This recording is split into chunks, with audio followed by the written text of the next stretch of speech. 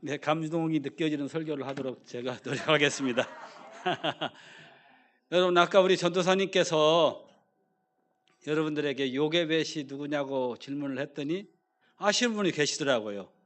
사실은 이 성경에 요게벳이라는 이름은 그렇게 유명한 이름이 아니에요. 몇 번 나오지도 않아요. 마치 아까 전도사님이 제 이름을 여쭤보니까 아시는 분이 아무도 없어. 그래가지고 얼른 주보를 막 찾아서 보시더라고. 예, 그렇게 저도 별 볼 일 없는 사람 전송수 목사입니다. 자, 제가 그래서 오늘 설교 제목을 레위 여자 요게벳 그랬어요. 그러니까 지금 이스라엘 지금 이 우리가 읽었던 성경의 본문의 그 상황은 어떤 상황이냐면 하나님의 백성이었지만 그 하나님의 백성들이 남의 나라 땅에 가서 지금 노예로 살고 있단 말이에요. 거기에서 무슨 레위 족속이 유명하겠어요? 아무 의미도 없는 그런 사람이란 말이죠. 그런데 거기에다가 지금 이분은 여자예요. 물론 지금은 남녀 평등 시대라서 함부로 이렇게 남녀를 차별하면 안 되지만 이 시대에는 여자는 숫자도 안 셌잖아요. 예, 하여튼 그랬어요. 그러니까 제가 그런 별 볼 일 없는 레위인에다가 별 볼 일 없는 여자에다가 별 볼 일 없는 요게벳이라는 제목을 달아서 제가 레위 여자 요게벳 그렇게 설교 제목을 달았어요. 그래서 이 내용을 가지고 하나님께서 그러면 별 볼 일 없는 전송수를 위해서 여기 별 볼 일 없는 죄송합니다. 우리 광약교회 성도들은 별 볼 일 없는 분이 아니죠. 대단하신 분입니다. 찬송하는 거 보니까 하나님께서 정말 기뻐하실 것 같아요. 아멘. 네. 정말 그 모습을 하나님은 기뻐하시라고 저는 확신합니다. 어쨌거나 우리 이렇게 별 볼 일 없는 사람들이지만 그러나 이 요게벳이 아까 어느 분이 마쳤던 것처럼 모세라고 하는 위대한 히브리 민족의 지도자의 어머니란 말이죠. 어떻게 그러면 별 볼 일 없는 여자, 별 볼 일 없는 레위인, 의미도 없는 레위인이었던 그 요게벳이 이스라엘의 위대한 지도자 모세의 어머니가 될 수 있었는가? 저는 이 말씀을 보면서 저 남양주 촌구석에서 목회하는 이름도 여러분들이 아무도 제 이름을 알지 못하는 전송수 목사도 그 여러분보다 잘난 것도 없잖아요. 키도 안 크고. 왜냐면 다 똑같은 밥 먹고 저는 왜 키가 못 컸나 몰라. 예, 그런 전송수 목사도 꿀리지 않고 자책하지 않고 인생을 살 수 있을까? 사실 저도 핸디캡이 엄청 많은 사람입니다. 지금 여러분 보시기에 멀쩡하게 서 있는 것 같지만 저도 여러 가지 장애들이 있는 사람이에요. 오늘 설교를 통해서 여러분과 함께 그런 사람에게도 어떻게 하나님께서는 모세라고는 위대한 지도자를 아들로 둘 수 있게 할까? 그런 내용을 오늘 함께 살펴보면서 하나님께서 저와 여러분들에게 요구하시는 믿음의 삶을 어떻게 살아야 될지를 한번 우리가 추적해 보기를 원합니다. 모세가 태어나던 때는 언제냐면 연대로 말하면 기원전 1500년 전입니다. 기원전 1500년. 당시 애굽은 어떤 상황이었냐면 히속스 왕조라고 하는, 우리나라도 옛날에 일본이 침략해서 거의 40년 가까이 다스리던 때가 있었잖아요. 이민족이잖아요. 그랬던 것처럼 당시 애굽도 애굽 본토인들이 아닌 저 이방 나라의 민족들이 권력을 잡고 나라를 통치하던 때가 바로 모세가 태어나던 때예요. 그렇게 이민족들이 와서 통치를 하다가 그 본토인들에게 쫓겨서 나가고 본토인들이 새로 권력을 잡아서 왕위를 잡고 나라를 다스릴 때예요. 여러분, 이 상황을 여러분들이 머릿속에 그릴 줄 알아야 됩니다. 그러면 이 사람들은 이방인들에게 대해서 호의적일까요? 아니면 적대적일까요? 당연히 적대적이죠. 왜냐하면 그전까지 이방인들이 와서 나라를 다스렸기 때문에 이방인들이라고 하면 적대적이죠. 우리도 그러지 않았겠어요? 일제시대 때 우리 어머니도 그러셔요. 아주 일본 놈들 치를 떨어요. 왜냐하면 전쟁한다고 집에 숟가락까지 다 빼앗아 갔대요. 우리 어머니가 몇 살 때 시집 오셨냐면 16살 때 시집 왔어. 요즘 만약에 16살짜리가 어디서 연애한다 그러면 못된 년이라고 아마 야단 날 거예요. 16살짜리가 뭘 알아서 시집오라 갖고 아기를 낳았어요. 왜 그런지 아시죠? 정신대에 끌려가지 않으려고. 일본 놈들이 성노예로 잡아간다니까, 그러면 시집간 사람은 안 잡아가니까 16살짜리를 가기 싫은, 우리 아버지를 우리 어머니는 엄청 싫어했습니다. 엄청 싫어했어요. 근데 자식을 8이나 낳았어. 근데 우리 어머니한테 그러죠. 어머니, 아버지가 그렇게 싫은데 어떻게 8이나 낳았어? 내가 그랬더니 우리 어머니가 할 말이 없으니까 그러게 말이다, 속이 없어서 그랬지, 이렇게 말씀하시더라고요. 그러니 본토인들이 이 모세 레위인이고 히브리 이방인이 아기를 낳았다 그러니까 좋아할까요, 싫어할까요? 당연히 싫어하죠. 그러니까 이 왕이 어떻게 명령을 내렸냐면 아기를 낳았을 때 남자 아이들은 다 죽이라 그래요. 왜냐하면 이 아이들이 커서 나중에 자기 나라를 다시 또 권력을 빼앗을까 두려우니까 다 죽이라고 했던 거예요. 그러니까 여러분, 한번 아기가 태어난다고 하는 것은 얼마나 기분 좋은 일이에요. 저는 아직 아기가 태어나지 않아서 사실은 기분이 좋습니다. 왜냐하면 제가 엊그저께 제 아들을 장가를 보냈는데, 요즘은 그냥 두세요, 괜찮아요. 요즘은 전도사한테 시집 오겠다는 사람은 거의 약간 좀 떨어지는 사람이야. 근데 우리 아들이 전도사인데 시집을 오겠다는 또 고마운 또 아가씨가 있더라고요. 그래서 결혼을 했어. 그 신혼여행을 갔다 왔는데, 갔다 오더니 우리 아들이 하는 말이 아기 이름을 셋을 지었대. 셋을 낳겠다는 거예요. 요즘은 사실은 아기 하나도 안 낳으려고 그러잖아요. 또 어른들이 아버지라고 아기 낳으라 그러면 좋아해요, 싫어요? 싫어한단 말이에요. 그런데 알아서 지들이 이름 셋을 지어왔어. 그 말은 무슨 말이에요? 셋은 낳겠다는 거 아니에요. 저는 쌍둥이로 막 셋을 낳았으면 좋겠어요. 그렇죠, 6명이죠. 계산이 빠르시네요. 자,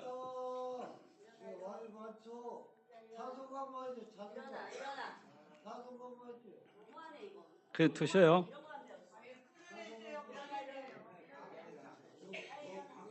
그냥 두셔요.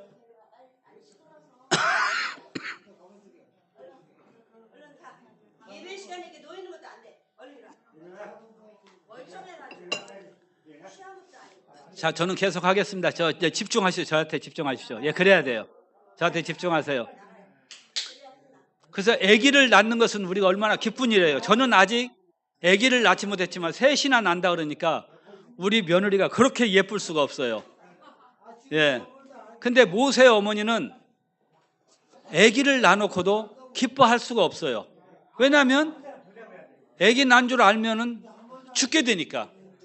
그래서 100일 동안을 몰래 숨겨서 길렀지만 100일이 지나고 나면 애가 이제 울음소리도 커지고 하니까 더 숨길 수가 없는 거예요.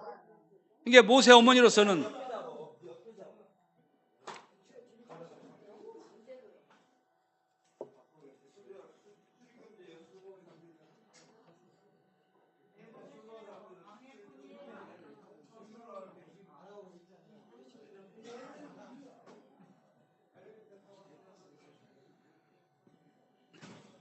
모세 어머니는 아기를 낳지만 기쁨을 누리고 즐거워할 틈도 없는 거예요. 오히려 지금 이게 잔치집이 초상집이 된 거죠.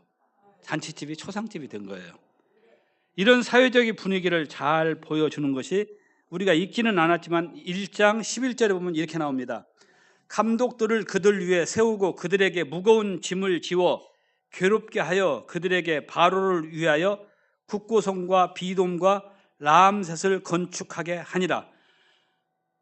히브리 민족들을 계속 힘들게 해서 애기 낳을 틈도 안 주려고 하는 그런 거죠.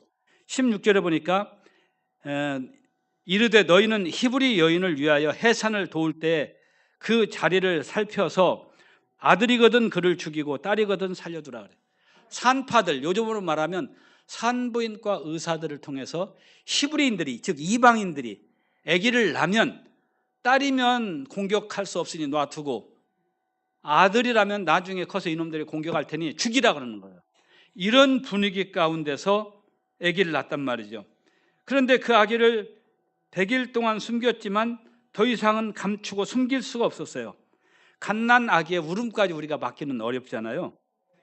그래서 이 모세의 어머니는 당시 애굽의 생활 필수품 가운데 하나인 갈대로 만든 바구니를 준비하고 거기에 역청이라고 하는 거, 요즘 말하면 콜타르라고 하는데 그 아스팔트 할 때 검은 거 있죠. 그 진흙 같은 걸로 바른 거예요. 그러면 물이 새지 않겠죠. 그 나무 진을 통해서 또 그걸 잘 물이 새지 않도록 하는 겁니다. 그러니까 배처럼 만들어서 자기 아들 모세를 거기에 누이고, 아직까지는 사실은 모세가 아닌 거예요. 이름도 없어요. 이름도 없어요, 이 사람도.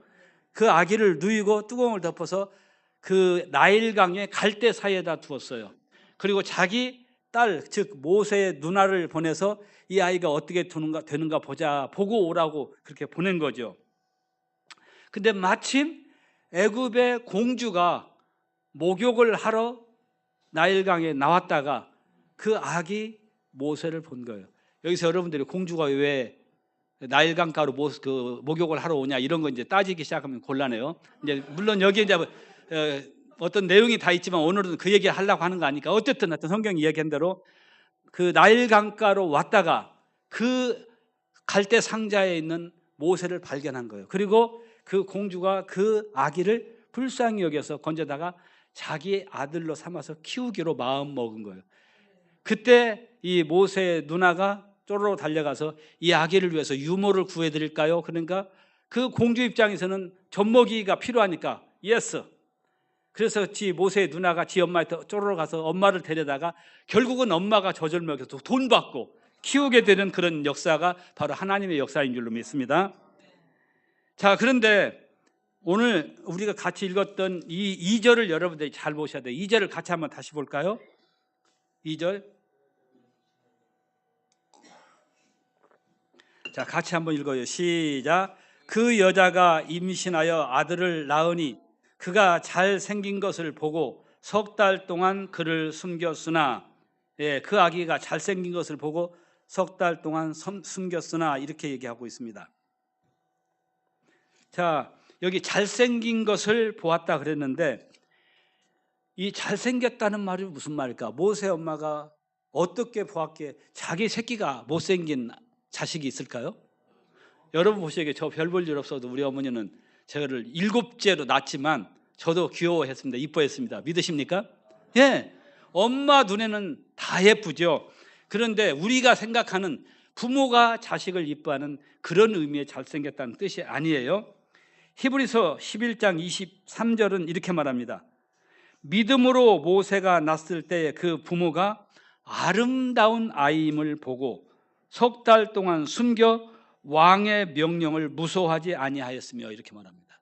그러니까 이 상황을 히브리서 기자는 뭐라고 표현했다고요? 아름다운 아이임을 보고 그 다음 또 뒤에 나와요. 왕의 명령을 무소하지 않아요. 이 두 가지가 중요한 거예요. 모세가 아름다운 아이인 것을 보고 왕의 명령을 두려워하지 않고 이 아이를 대한 것이죠. 자, 이 말은 무슨 얘기냐면 모세 엄마가 봤을 때는 그냥 엄마와 아들로서 잘생겼다는 의미가 아니라는 뜻이죠. 그건 뭐냐면 모세가 아름다운 아이였고 왕의 명령을 두려워하지 않았는데 사도행전 7장 20절을 보면 이렇게 증언합니다. 그때 모세가 낳는데 하나님 보시기에 아름다운지라. 하나님 보시기에 아름다운지라. 자, 하나님 보시기에 아름답다는 말은 하나님이 이 아이를 호의적으로 봤다 그런 얘기예요. 그러니까 모세가 실제로 잘생기고 못생기고는 그게 문제가 아니라 하나님이 그를 이쁘게 봤다는 얘기입니다. 그래서 우리 성경을 보면 선하신 하나님 그러잖아요. 하나님은 선하시다. 근데 이 하나님의 선하시다 하는 말이 본래 그 아름답다는 뜻이에요. 좋다는 뜻이에요. 하나님께서 선하시다 그러면 하나님이 볼 때 좋으시다 그런 뜻도 있단 말이죠. 이 아름다운으로 지금 번역을 했습니다. 자, 여러분, 모세의 어머니는 즉 무슨 말이냐면 하나님의 마음으로 이 아이를 보았다 그런 얘기입니다. 하나님의 마음으로. 여러분도 사시면서 하나님의 마음으로 살 수 있기를 주의 이름으로 축복합니다. 제가 이 설교를 준비할 즈음에 회개할 수밖에 없었습니다. 왜냐하면 제 옆에 가까이 지내고 있는 후배 목사님이 있는데 내가 그를 어떤 부분에서 좀 싫어했어. 미워했어요. 왜냐하면 다른 거 다 잘하는데 어떤 부분이 나하고 안 맞는 부분이 좀 싫은 부분이 있었어요. 근데 나중에 내가 이 준비하면서 봤더니 제가 하나님의 마음으로 그 형제를 안 봤더라고요. 미워하는 마음을 말했어. 그래서 제가 회개하고 이 설교를 준비했습니다.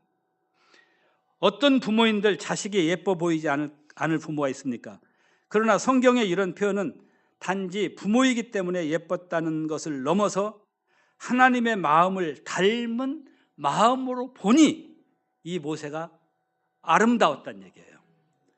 이 비슷한 사례가 누가복음 1장 39절로 44절에 보면 예수님을 잉태한 마리아가 친척인 엘리사벳을 방문하는 기사를 여러분 아마 기억하실 겁니다. 친척인 엘리사벳에게 인사를 갔는데 마리아 뱃속에 있는 태중의 아기가 뛰놀았어요. 그러니까 태동을 한 거예요. 사실은 성경은 뛰놀았다 그러는데 태동을 한 거예요. 뱃속에서. 그럴 때 이것을 본 엘리사벳이 큰 소리로 마리아를 축복하죠. 여자 중에 마리아가 복이 있고 마리아의 뱃속 아이도 복이 있다. 성경은 이러한 엘리사벳의 행동을 성령이 충만함을 받아서 하는 행동이라고 말해요. 그러니까 뱃속에 있는 아기 예수를 축복한 이 엘리사벳의 이 행동을 그냥 행동이 아니라 성령의 충만함을 받았다. 그 말 무슨 말이에요? 하나님의 마음을 가지고 아이를 축복하고 아이벤 마리아를 축복했다, 이런 뜻인 것입니다.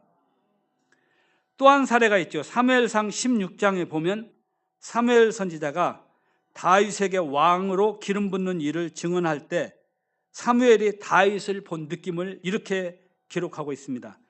그의 빛이 붉고 눈이 빼어나고 얼굴이 아름답더라. 사무엘도 다윗을 볼 때 그냥 인간적인 눈으로만 본 게 아니라 하나님의 마음으로 봤다는 거죠. 여러분, 우리들도 정말 세상을 살면서 하나님의 마음으로 우리가 옆 사람을 본다면 우리는 내 자신이 먼저 행복하지 않겠어요? 그렇잖아요. 내 마음에 막한 마음을 받고 옆에 사람 보면 전부 다 악하고 나쁜 사람이에요. 그러면 그 사람이 행복하겠어요? 하나님의 마음을 갖고 보면 이 사람도 이쁘고 저 사람도 이쁘고 저 사람도 이쁘고 그러면 얼마나 기분이 좋아요. 이뻐요. 저도 며느리를 봤는데 며느리가 그렇게 이쁜 짓을 하니까 며느리를 보면 기분이 좋아. 그래서 일부러 제가 딸처럼 대해요. 바로 하나님의 마음을 갖고 모세 어머니는 자기 아기를 보았던 것입니다. 이게 왜 중요하느냐? 잠언 23장 7절에 보니까 이래요. 그 마음의 생각이 어떠하면 그 위인도 그러하다 그래요. 사람은 어떤 드러나는 행동만이 아니라 마음을 어떻게 가졌는가를 보면 그 사람이 어떤 사람인지 알 수 있다는 거예요. 하나님의 마음을 가졌다면 우리는 그 사람은 무조건 가까이 하고 친구로 삼아도 좋지 않겠어요? 하나님의 마음을 갖게 되면 하나님의 길이 보이게 됩니다. 하나님의 마음을 담게 되면 하나님의 일이 보여요. 하나님이 어떤 분이시 보이고 하나님이 우리에게 약속하신 길이 보여요. 우리 교회에 그 집사님이 한 분이 계신데 경상도 저 안동에서 올라온, 깡촌에서 올라온 고등학교밖에 졸업하지 않은 친구가 있는데 거의 100억 매출을 올리는 사업을 합니다. 근데 이 친구를 보면은 신기해요. 공고를 나왔으니까 공부 많이 못했다는 얘기예요. 그런데 이 친구는 확실히 사업 보는 수완이 있더라고요. 뭐 마케팅을 공부한 것도 아닌데 어떤 슈퍼에 물건이 안 팔려. 근데 이 친구가 들어가서 물건을 쫙 진열을 하잖아요. 그러면 사람들이 순식간에 물건을 촥촥촥 가져가. 오직했으면 그 음료 대리점을 하는데 음료 회사에서 직접 나와가지고 어느 지역을 당신이 좀 거저 가져가십시오 그래요. 무슨 얘기냐면 여러분 아시죠? 그런데 가져가려면 권리금이 있어야 되잖아요. 근데 장사가 안 되니까 회사에서 이 사람한테 거저 가져가는 거예요. 그럼 이 친구는 그걸 받아가지고 몇 달이면 매출이 확 올라가. 그러면 그거를 권리금 받고 팔아. 이렇게 하는 친구도, 이 친구는 돈 버는 눈이 보여요. 근데 돈 버는 길만 보이는 사람이 있는 게 아니라 우리 교회 언젠가는 중학생 하나가 왔는데 아니 헌금이 살살 없어져요.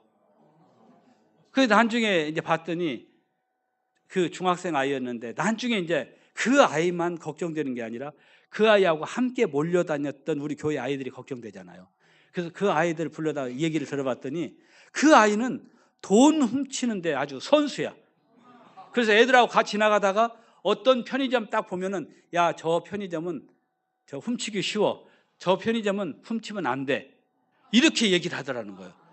그래서 우리 돈 그 훔치는 걸 제가 나중에 어쨌든 해결을 해야 되니까 카메라를 설치하고 봤더니요. 딱 오더니 예배 중간에 예배를 참석해 같이 막 찬송 부르는데 살짝 화장실 가는 사람 나가더니 아주 의심 없이 교회 서랍에서 가위를 딱 꺼내더니 문을 잠궈놨는데 그냥 가위로 그냥 싹 열쇠보다 더 쉽게 열고 들어가더라고요. 그러더니 헌금 봉투를 딱 보더니 딱 봐가지고 다 살펴보고 쓱 빼가지고 지갑에다 탁 넣고 한쪽에다 감춰놓고 들어와서 또 아닌 척하고 예배 드리고 가면서 지갑 가져가고. 그 아이는 어떻게 하면 돈 훔칠 수 있는 길이 잘 보이는 거예요. 이런 눈이 있으면 안 되겠지요. 하나님의 마음을 닮은 눈을 가질 수 있기를 주의 이름으로 축복합니다. 저는 우리 임명희 목사님이 동기지만 참 학교 다닐 때부터도 너무 존경스럽고 신기했어요. 어떻게 저런 사역을 할 수 있을까? 저는 도저히 상상도 못하고 감당할 수 없어요. 근데 그 마음을 누가 주셨을까요? 하나님 주신 거예요. 임명희 목사님은 하나님을 닮은 마음을 가진 거예요. 임명희 목사님 눈에는 이런 사람이나 저런 사람이나 모든 사람들이 다 하나님의 사랑을 받을 충분한 자격이 있는 하나님의 자녀로 보이는 거예요. 그러니까 그게 가능한 거예요.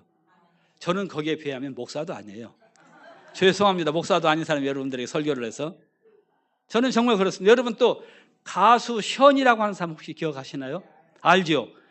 그분이 그렇게 별로 요즘은 유명하지도 않는데 매년 막 억대의 기부금을 사람들을 위해서 하잖아요. 하나님의 마음 없이 어떻게 그렇게 하겠어요?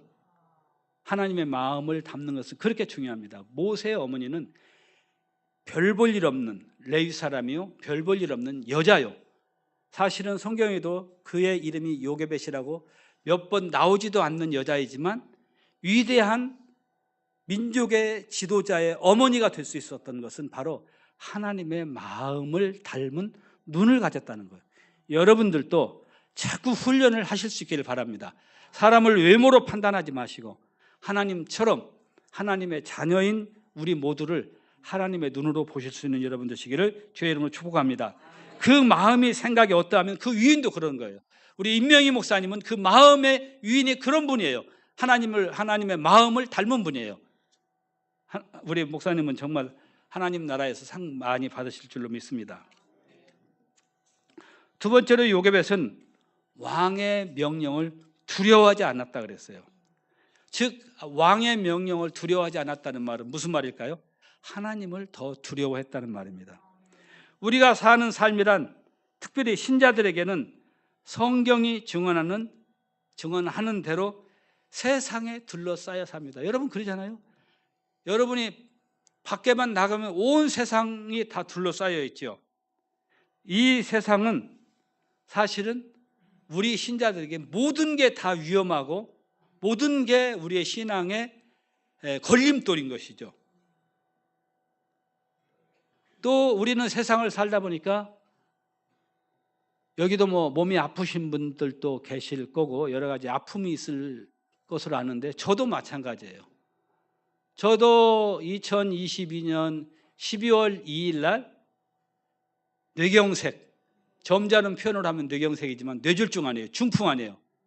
그걸로 병원 신세를 졌어요. 여러분 보기에 멀쩡하잖아요. 병원을 갔어요. 그리고 병원에서 퇴원해가지고 설교를 쓰려고 타이핑을 하는데 이 세 손가락이 컴퓨터 자판을 찾지를 못해. 그러니까 설교를 쓸 수가 없어요. 계속 틀리니까. 그러면 지우고 다시 하고 다시 하고. 야, 근데 지금은 이제 열심히 노력을 해서 잘 됩니다. 예, 예, 잘 되고. 여러분, 제가 걷는데 여러분 아무렇지도 않게 보일 겁니다. 그런데 사실은 야, 하나님 만드신 우리 몸이 신기하더라고요. 오른발 구두는 아무렇지도 않게 내가 가는 대로 구두가 따라 올라오는데 왼쪽 발 구두는 아주 미세하게 지 맘대로 놀아. 아주 미세해요. 여러분 누가 보기에는 아무렇지도 않아. 근데 내 혼자만 느끼는 거예요. 그런 일이 저한테도 있었고요. 이런 일이 없이 살면 얼마나 좋아요. 그래서 지금도 많이 피곤하면 사실은 이제 말도 꼬여. 예, 설교자가 말도 꼬여. 그러니까 피곤하지 않게 하려고 노력해야 되고요. 그뿐이 아니에요. 2022년도 1월 21일 날 제 사랑하는 아내가 세상 아직 떠나진 않았어요. 아직 안 떠났어요. 아직 안 떠났는데 기침을 계속 하길래 병원에 갔더니 폐암이. 근데 폐암 그것도 4기 말이래요. 의사가 보더니 2년 반밖에 못 삽니다. 그래요. 그래서 우리나라에서 제일 좋다는 서울 삼성병원에서 치료를 받을 때 저는 이제 여러 환자들을 보고 교인들을 봤잖아요. 오래 살지는 못할 거라고 하는 거를 뭐 이제 받아들이기로 했어요. 그런데 적어도 한 5년은 살아줄 수 있겠지. 그래도 대한민국 세계에서 몇 번째 안 가는 서울 삼성병원에서 치료를 받으니 그래도 한 5년은 살지 않을까 했는데 2년 반도 못 살고 작년 10월 15일 어저께가 일주기예요. 그래서 제가 자녀들하고 함께 추모 예배를 드렸었는데 저게도 그런 아픔이 있어요.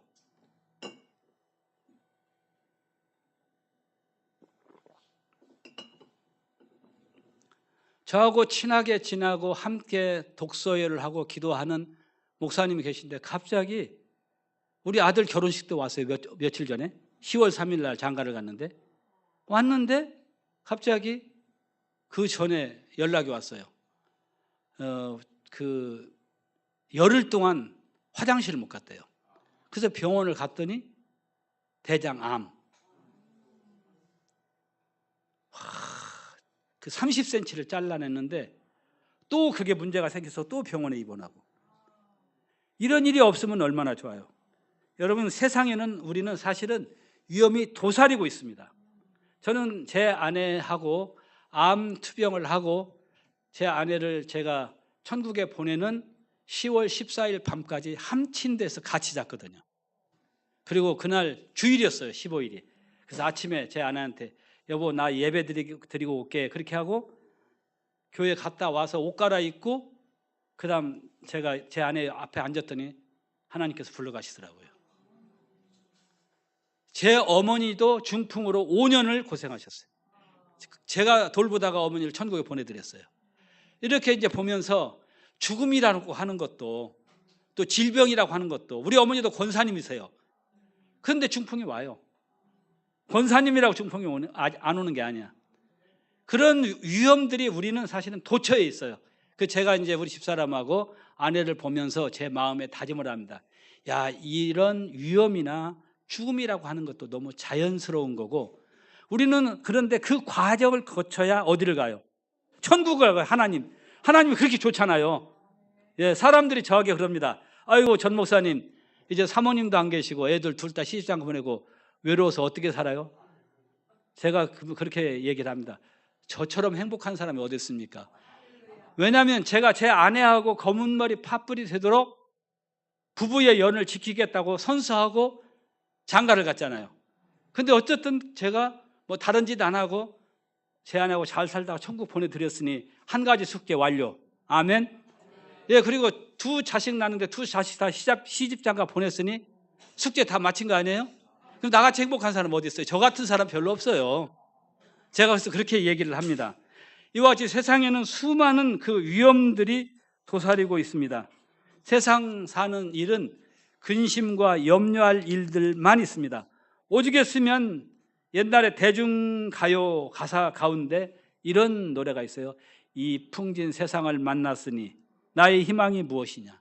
그렇죠. 정말 여기 멀쩡하게 계신 분들도 사실은 세상이 다 그 모양이에요. 세상은 원래 그런 거예요. 자, 그러나 성경이 증언하는 하나님의 사람들은 이런 상황을 어떻게 살았을까? 여호수아 24장 15절을 보니까 그래요. 여호수아가 그 백성들에게 이렇게 말합니다.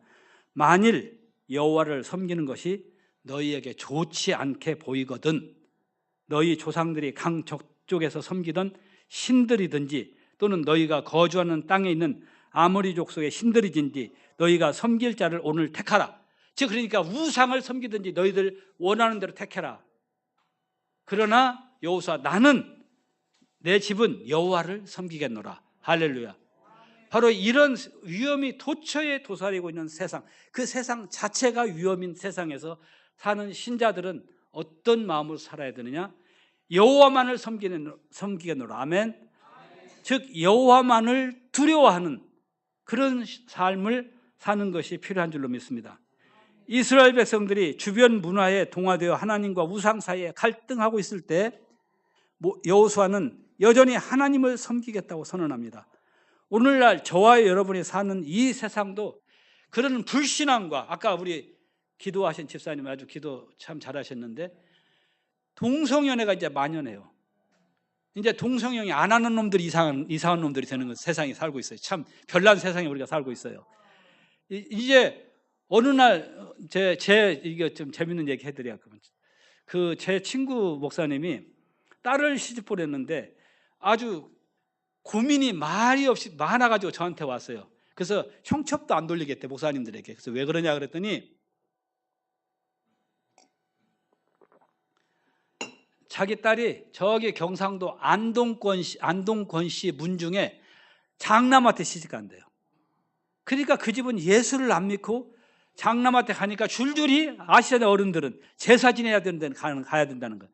그러니까 목사로서 자기 딸이 안 믿는 남자한테 시집간다고 하니까 창피하다는 거예요. 내가 그 친구한테 그랬어요. 이봐 이 친구 만약에 그 딸이 여자 하나 데리고 와서 아빠 나하고 결혼할 남편이야 이러면 어떨래? 그렇잖아요. 이게 현실이에요 여러분. 남자가 아들이 어떤 놈 하나 이쁘게 생긴 놈 데려와서 아빠 이 놈이 내 아내가 될 사람이야 이렇게 데려온다는 그런 날들이 이제 얼마 안 있으면 올 수 있단 말이죠. 그렇잖아요. 그래서 그러니 그런 거 걱정하지 말는 거예요. 나중에 그 아이가 시집 가서 어려움은 있겠으나 혹시 알아 하나님께서 또 그 집안을 구원하기 위해서 선교사로 보낼 수도 있잖아. 그랬더니 이 친구가 아주 용기를 얻어가지고 아 고맙다고 그리고 얼마나 고마우면서 딸을 축복해주고 결혼을 시켰는지 몰라요. 여러분 세상이 그렇습니다. 그러니까 우리는 이런 세상에 지금 둘러싸여 있는 것은 옛날이나 오늘날 똑같아요. 오늘이라고 더한 거 아니에요. 소돔과 고모라 시대도 역시 마찬가지인 거예요. 그럴 때 그러면 우리들은 해야 될 일이 있어요. 이름 없는 요게벳, 이름 없는 여자, 이제 이름 없고 의미도 없는 레위 족속이지만 그가 하나님을 두려워했어요. 우리도 그렇게 그 하나님을 두려워하면서 살아야 돼요. 여러분 왜 그렇습니까? 로마서 3장 4절에 보니까 사람은 다 거짓 되되 오직 하나님은 참되시다 할지어다. 세상 여러분 우리가 보는 세상은 다 거짓됐어요. 하나님만 진실해요. 여러분 앞에 설교하는 저도 여러분 앞에 진실한 거 아니에요. 제 안에도 온갖 부패한 것이 다 있어요. 저도 제 장례식 치르기까지 아직 거룩한 하나님의 백성으로 완벽하게 된 사람이 아니에요. 만들어져 가는 거예요. 오늘 또 만들어져 가고 내일 또 만들어져 가고 그래서 하나님이 제 생명을 천국으로 데려갈 때까지 저도 만들어져 가야 되는 거예요. 우리는 다 거짓되고 부패예요. 아까 제가 우리 임명희 목사님 훌륭하신 목사님인 건 맞으나 그분도 아니에요. 아직도 그분도 가야 될 길이 멀어요. 누구만 참되셔요? 하나님만. 그러니 세상을 두려워한다고 하는 것은 세상을 무서워한다는 것은 거짓과 가짜를 무서워하고 두려워하는 거잖아요. 이건 얼마나 어리석은 일이에요. 참되신 하나님만 우리는 두려워하면서 살아야 되는 줄로 믿습니다. 예레미야 17장 9절도 그래요. 만물보다 심히 부패한 것은 마음이라 누가 이를 알겠느냐. 여러분 그래서 여러분의 목사님을 존중하시고 잘 섬기시되 그분을 믿지는 마십시오. 경외하지는 마시죠. 하나님을 섬기는 것처럼 믿을 필요는 없습니다. 그렇다고 막 먹으라는 얘기 아니에요. 예, 그 목사님이 이 사역을 잘 하시도록 여러분들이 기도해드리고, 예, 옆에서 잘 보좌해드리고, 또 때로 맛있는 것도 사드리고, 네, 그렇게 하시는 것이 필요하죠. 그러나 믿지는 마세요. 믿음의 대상은 누구예요? 하나님밖에 없어요. 예, 제가 여러분에게 아주 천사의 입으로 설교를 한다 할지라도 믿지 마요. 저는 우리 교인들한테 계속 강조하는, 요즘 여러분 여기 안 나와도 유튜브 틀면 얼마나 유명한 목사님들 설교 많이 나와요. 얼마나 이게 좋아요. 그거에 비하면 저는 목사도 아니에요. 근데 그게 전부가 아니에요. 하나님만 참되세요.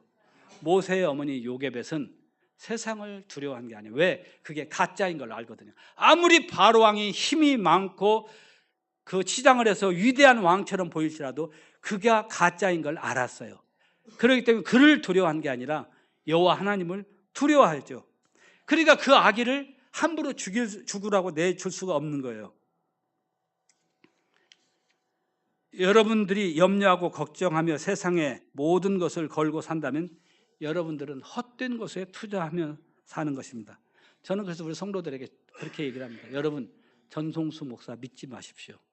예, 저도 죽을 때까지 아직 모릅니다. 그냥 여러분이 여러분 담임 목사로서 존중해주고 협조하는 것뿐이지 믿지는 마십시오. 하나님만 믿으십시오. 저 그래도 잘하고 있죠? 예. 여러분, 애굽 왕도 진리가 아니요 부패한 세상 왕일 뿐입니다. 요게벳은 이런 왕을 두려워하지 않고 하나님을 두려워했습니다.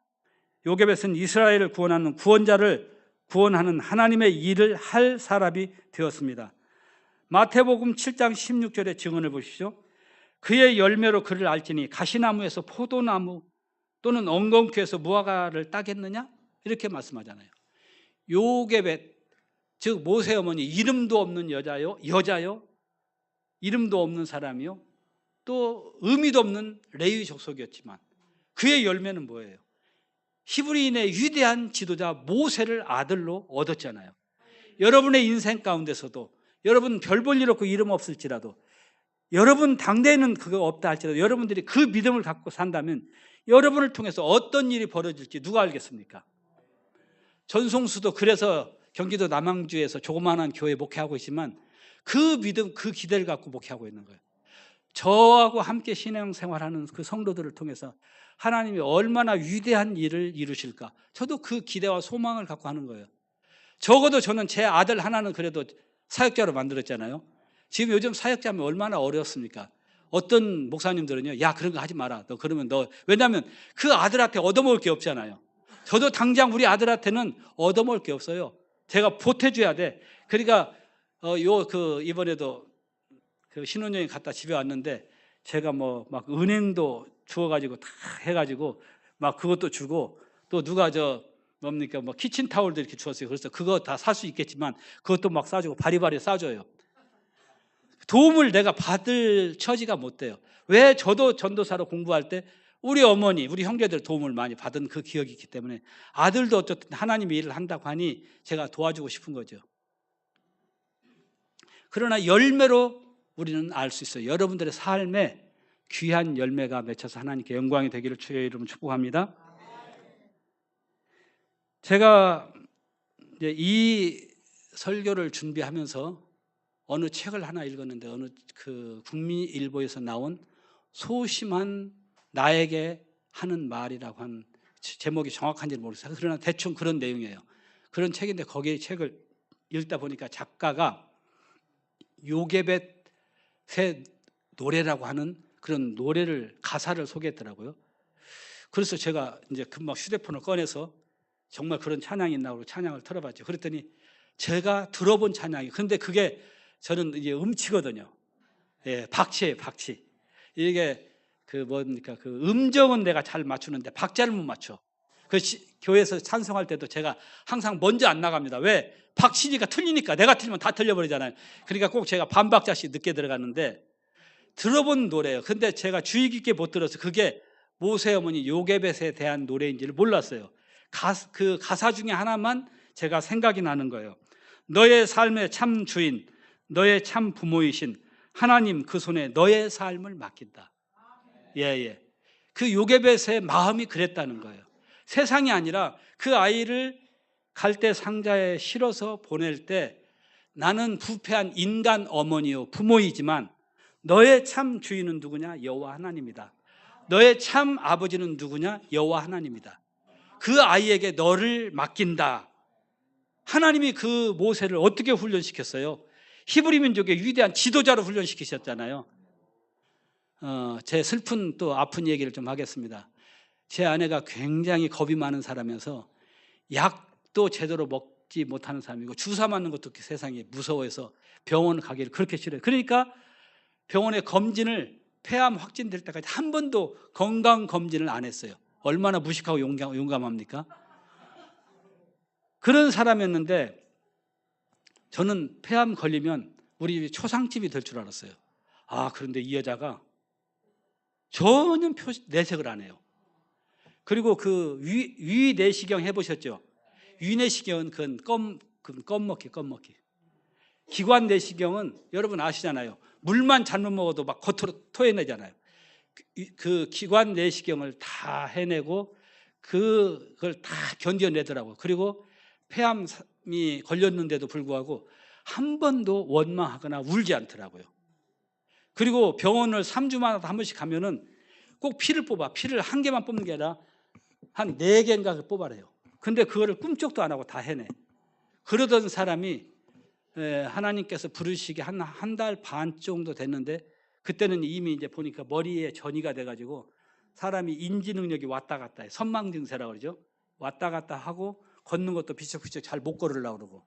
그래서 제가 이제 바람을 쐬어주고 집에 들어오는 길에 제 아내가 그때 처음으로 울면서 그러더라고요. 두 아이들을 시집장가 갈 때 내가 필요한데, 그리고 울어요. 그래서 그때 제가 제 아내한테 성경 구절로 위로를 해줬죠. 그게 이제 욥기 23장 10절 혹시 기억하시는 분들 있습니까? 그가 나의 길을 아시나니 그가 나를 단련하신 후에는 내가 뭐디요? 순금. 요즘은 순금이에요. 그게 옛날 개혁성경은 정금되었는데 요즘은 순금되어 나오리라 그래요. 순금되어 나오리라. 여보, 우리보다도 하나님 아버지가 계시잖아. 그냥 하나님 아버지께서 알아서 하실 거야. 하나님이 알아서 하셨을까요? 못했을까요? 하셨어요. 그리고 울더라고요. 처음이자 마지막 그렇게 울었어요. 근데 정말 그 하나님의 약속대로 하나님께서 정말 우리 아이들의 부모이시더라고요. 이제 지 엄마가 그렇게 되니까 그 어간에 우리 아들은 소개를 받아서 지금 며느리를 만났는데 금방 둘이 좋아지내갖고 결혼을 하겠다고 해서 이제 아직 이게 의식이 거의 없는 엄마 와서 봤어요. 딸도 한 3년 정도 사귀었는데 이놈이 은큼하게 말을 안 했어. 그리고 저는 시집 안 간대. 아기도 안 난대. 그래서 엄마가 그렇게 되니까 와서 인사를 시키더라고요. 그리고 이제 우리 아들이 10월 3일로 날짜를 잡았어요. 제 엄마 이제 다 그 소천하고 난 뒤에. 그런데 갑자기 딸이 오더니 아빠 나 결혼할래요. 그래서 그래 좋은 일이지. 그러면 네 동생이 10월 달에 하니 너는 내년 봄에 하면 좋겠다 이랬어요. 그랬더니 막 승기를 내요. 아니 아빠 내가 나이가 몇 살인데 37살이거든요. 오빠는 내가 나이가 몇 살인데 시집을 가더라도 빨리 가고 아기를 낳으려면 한 살이라도 어릴 때 낳아야지. 내가 속으로 지랄하고 있네. 내가 언제 아기를 낳지 말라고 그랬어. 시집을 가지 말라고 그랬어. 그래서 아들보다 먼저 가겠다는 거예요. 여러분 이제 얼마나 제가 난감해요. 그래서 제가 딸한테 한 말이 그래요. 그래 그러면 욕은 내가 먹을 테니 그래 가라. 만약 시집 안 간다 그러면 저는 더 낭패잖아요. 그래서 그냥 울며 겨자 먹기로 허락을 한 거죠. 그랬더니 8월 14일 날인가? 날짜도 잊어버렸네 이제. 8월 달에 날짜를 잡아온 거예요.